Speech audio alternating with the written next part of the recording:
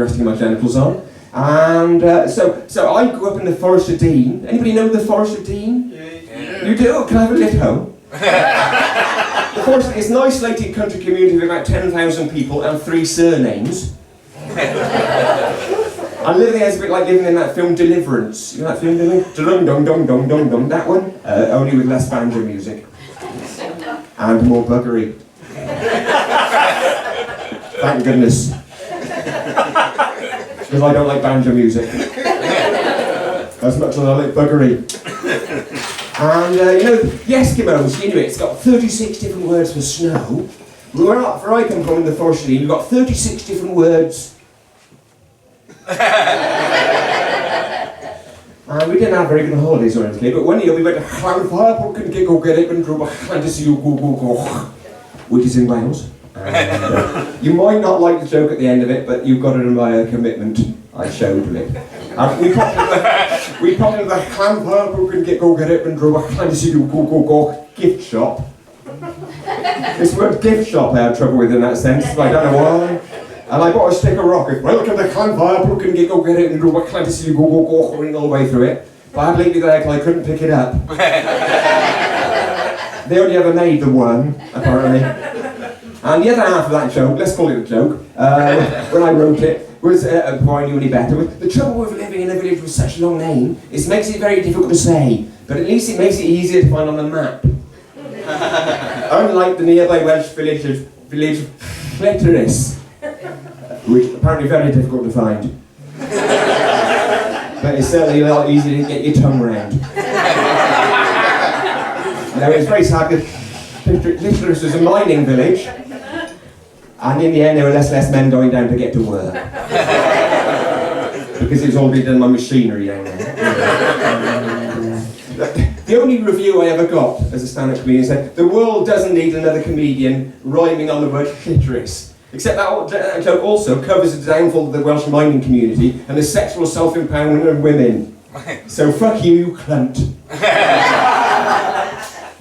So I don't know, I never know how obvious it is. I am a middle-aged gay farm worker. It never usually get a response. I am a middle-aged gay... I'm beginning to suspect this isn't a middle-aged gay farm working audience.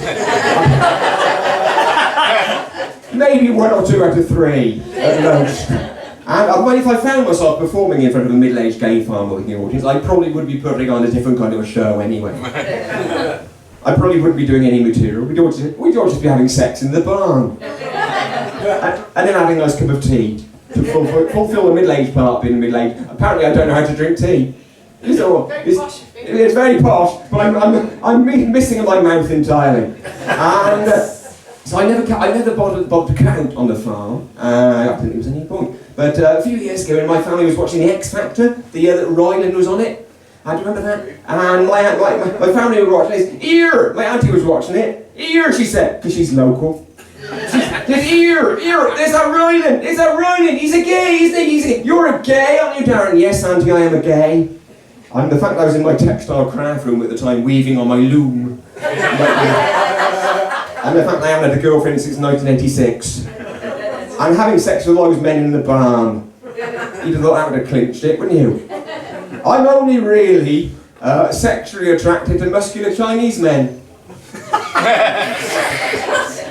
You didn't know where that sentence was going when I started. You wouldn't have known, unless you've seen my internet search history, which would have given it away slightly.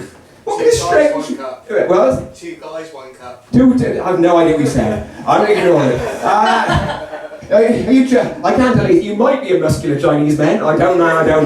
I should check you out later. So, what a strange trick is it for Mother Nature to play on somebody who grew up on a farm in the Forest of Dean in Gloucestershire to make them only sexually attracted to muscular Chinese men? There weren't any muscular Chinese men in the Forest of Dean in the 90s. Not many muscular Chinese men in China now. I've been to look. I mean, apart from those bricklayers repairing the Great Wall. I wanted a closer look, so I shimmied up the wall, and it's not easy to hold it onto the top of a wall one-handed. So I wanted a closer look, so I was peeking over, no, I was beiging over the top.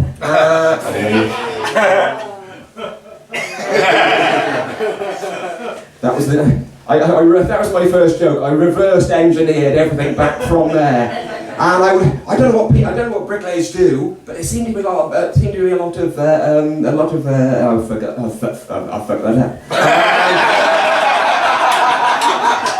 What do bricklayers do? I've no idea. I should have been paying more attention. Lay bricks. Eh? Lay bricks, of course! I'm stupid! Anyway, I was, yes,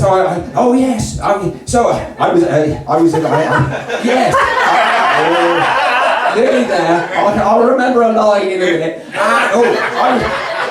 Do you remember the only gay in the village? I was more isolated than that growing up. I was a gay on a hill. So I was drawn to the bright cosmopolitan glamour of Bristol in the 1980s. Bristol, bright lights, bit shitty. And I was dancing in a nightclub like this. I'm sorry to point this in your direction, sir. As I've explained, it's not going to go off in your direction. It might congeal a bit, but it's not going to go off. So I was dancing like this, and by a miracle, there was a Chinese-American businessman in Bristol looking for some business. And I looked at him.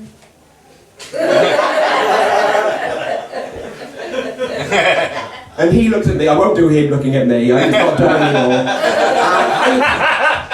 And we made a connection. We made a connection. I don't know why I do like that. I go like that at that point. Because crossing pinky fingers was the only thing we didn't do in the 18.5 minutes we ever spent together.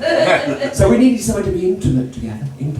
So we couldn't go back. He couldn't go back to his hotel. 1980s, they wouldn't let him in. I couldn't go back to the farm. My parents wouldn't have understood. I mean, they barely understand me. But that's mostly the dementia. Which is why I'm out tonight.